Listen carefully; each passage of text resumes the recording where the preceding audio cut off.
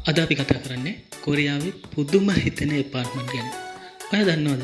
කොරියාවේ apartment ගොඩාක් ෆියුචරිස්ටික් කියලා. සමහර එපාර්ට්මන්ට් වල රොබෝට් ඩෙලිවරි පවා තියෙනවා. දකුණු කොරියාව කියන්නේ එපාර්ට්මන්ට් කල්චර් එකක් ගොඩක් ෆේමස් රටක්.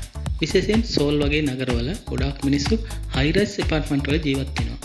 කොරියන් එපාර්ට්මන්ට් වල security system එක ගොඩාක් ඇඩ්වාන්ස්.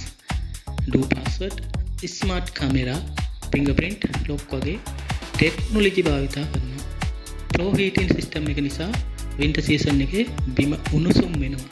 ලක්සරි එපාර්ට්මන්ට් වල රොබෝට් ඩෙලිවරි සේවාව මගින් ආහාර ඇනවුම් කෙලින්ම රූම් එකට ගෙනත් දෙනවා. ජිම්, ගබඩා පහසුකම්, පාකින්, කැපේ මේ හැමදේම එපාර්ට්මන්ට් කම්ප්ලෙක්ස් එක ඇතුළේම තියෙන අවස්ථා තියෙනවා.